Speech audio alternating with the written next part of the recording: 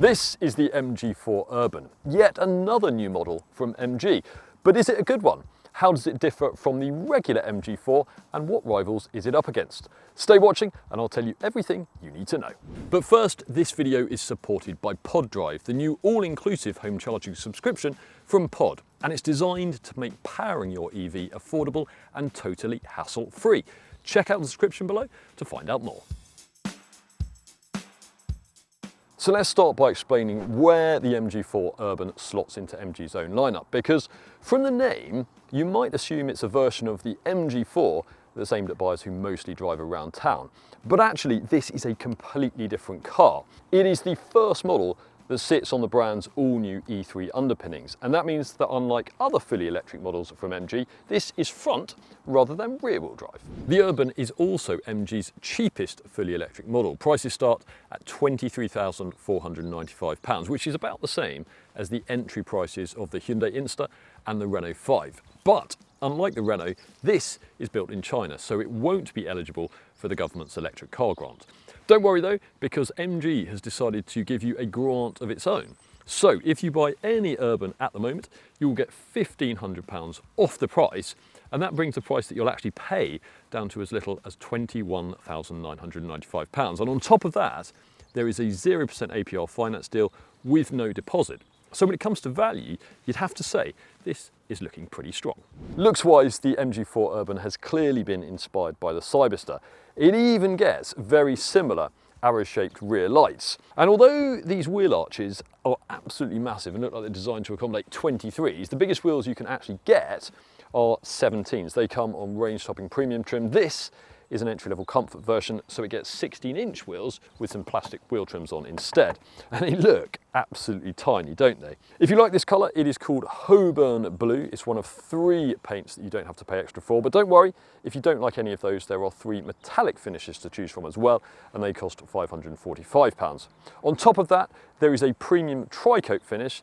That's called Dynamic Red, and it costs £695. Now, given that the Urban is quite a lot cheaper than the regular MG4, you're probably expecting it to be smaller, but actually it isn't. This is a bigger car. It's 108mm longer. It's also slightly wider and taller as well.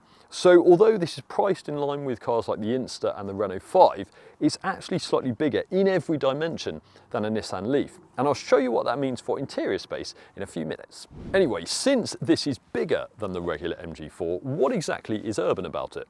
Well, that really comes down to the range and the charging, neither of which is particularly great, to be honest. If you go for the entry-level standard range, then that has a battery with a usable capacity of 41.9 kilowatt hours. And that gives you an official range of 201 miles. An extra £2,000 gets you the long-range version that has a bigger 52.8 kilowatt-hour battery and boosts the range to 258 miles. Now, those ranges are better than what's offered by the Renault 5, for example, but they're a long way behind similar sized alternatives like the Nissan Leaf or the Kia EV3 or the regular MG4 for that matter. And if you want to find out more about the MG4, then make sure you hit subscribe, because we will have a full video review of that car in just a few days' time. And there have been some pretty big changes, including a complete interior overhaul. But an even bigger problem with the MG4 Urban, if you do lots of long journeys, is how slowly it charges up. Because even if you've scouted out the fastest charging point around, this will only pull around 85 kilowatts of power from it. Although if the vast majority of your journeys are short and you do most of your charging at home, then it's probably not going to be a deal breaker. Now, if you look at the figures MG quotes for the Urban, then you might assume this has an enormous boot that's roughly the same size as the much larger Skoda Enyaqs. But the 577 litres of space that MG says is in here is actually measured up to the ceiling and also includes 98 litres of space under the boot floor. Most manufacturers, of course, including Skoda, measure up to underneath the partial shelf. But still, this has a much larger boot than the Hyundai Insta or the Renault 5. And to give you a real-world illustration of that, we managed to fit 4 of these carry-on suitcases in both of those cars, whereas we managed to fit 8 in here.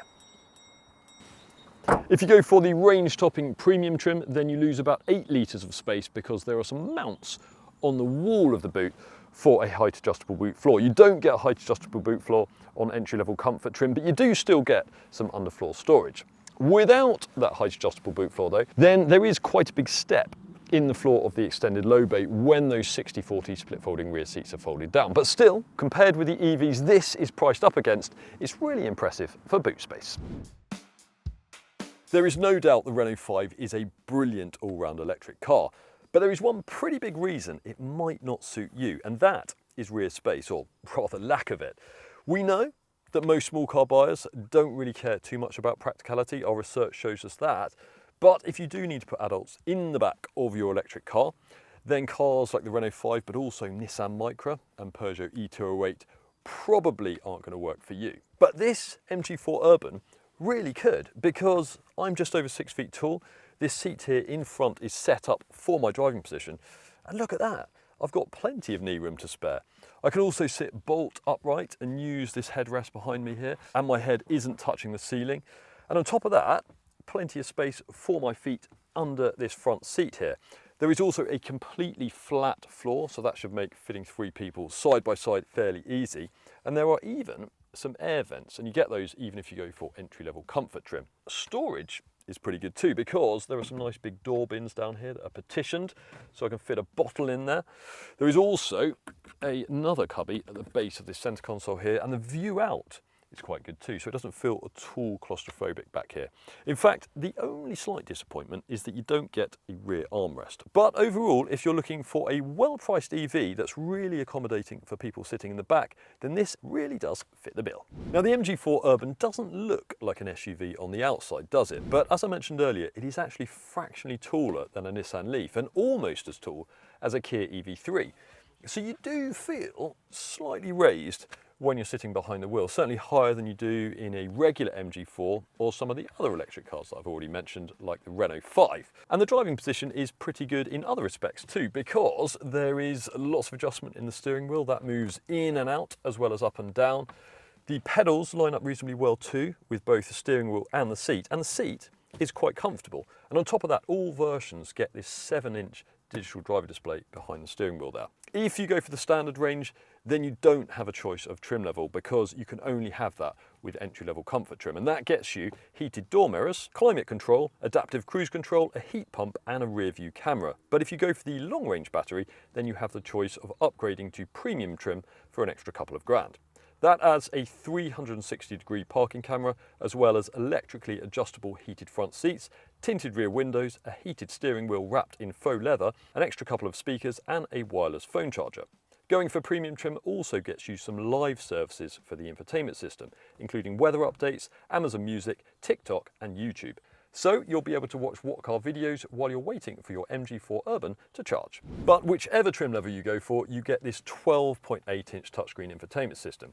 And it's not the best system in the world, but it's certainly a big step forwards over some of MG's earlier systems, including what you used to get in the regular MG4. Although that car, as I said earlier, has just had an upgrade, and it gets this new system too. You also have physical controls for the air conditioning, so you don't have to mess around stabbing away at the touchscreen or using some quite fiddly steering wheel controls for that. And as was the case in the back, storage in the front is pretty good. You've got some nice big door bins again, plenty big enough for a small flask. There is a big cubby under the central armrest. There is a tray here for the wireless phone charger if you've gone for premium trim, 2 cup holders and another tray just at the base of the dashboard there. On top of that, there is this huge area under this floating centre console. So overall, you are really well catered for when it comes to storage. But what about quality? Well, this is a relatively cheap electric car, of course, so it probably won't shock you that there are plenty of hard plastics in here on the dashboard, on the tops of the doors here and around the centre console too. But there is also some padding on the door armrest and on the central armrest as well, actually, and this suede-like material on the face of the dashboard with some stitching. So overall, when you factor in that this is one of the cheapest electric cars around, I think it has a perfectly acceptable interior.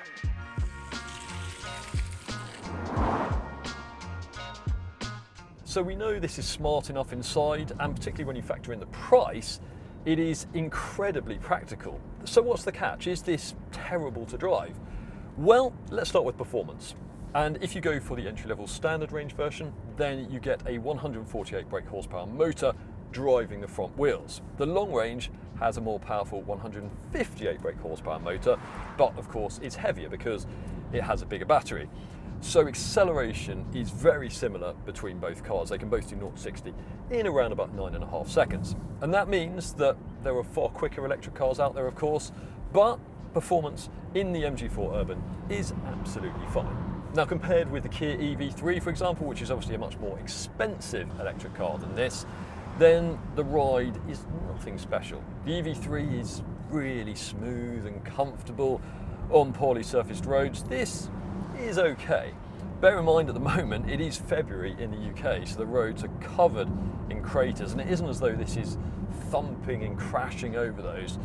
It's just that it doesn't iron out imperfections in the road surface as well as the best electric cars. And it's a similar story when it comes to handling, because the steering is quite vague around the straight ahead, and that means the first few degrees of lock have very little say on the direction you're going in.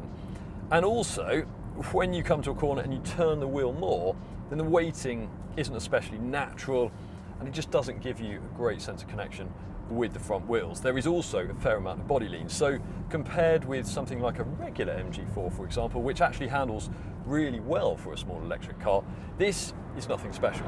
There are multiple settings for the regenerative brakes. You can choose between low, medium and strong on this touchscreen here. There is also an adaptive function and a one-pedal driving mode, and if you switch to that, that means the car slows down pretty quickly without you having to use the brake pedal. But when you do use that brake pedal, you will find it very light for the first few millimeters of travel, and then suddenly very sharp, and that means at low speeds you have to be sensitive and think carefully to slow down smoothly. So overall, this is not amazing to drive, but it's not terrible either. It's just absolutely fine. Now, if you've heard about the disappointing Euro NCAP report for the smaller MG3, you might be a bit concerned about how well the MG4 Urban is going to protect you and your family in an accident. And there's good news, because this was recently given a 5-star rating and it performed brilliantly for protecting kids sitting in the back. The Renault 4, Renault 5, Hyundai Insta and Nissan Micra all received a less impressive 4-star overall rating. We can't give you much of a steer when it comes to reliability yet, because as I mentioned earlier, the MG4 Urban sits on completely new underpinnings. But MG as a brand didn't do very well in our 2025 reliability survey. In fact, it came rock bottom of the overall manufacturer league table. But more encouragingly, you do get a 7-year, 80,000 mile warranty as standard. Now, this is the first time we've driven this car, and we haven't done our real-world range or efficiency test yet, and we haven't benchmarked it against rivals either. But if a Renault 5 or a Hyundai Insta are a bit too small for you, this offers a lot more room inside and has no major weaknesses, and it costs similar money. So there is certainly a lot to like about the new MG4 Urban. Thanks for watching this review. If you want to watch another one, click up there. Let us know what you think of the new MG4 Urban in the comments below, and to read our full detailed written review on this car, click there to head to WhatCar.com.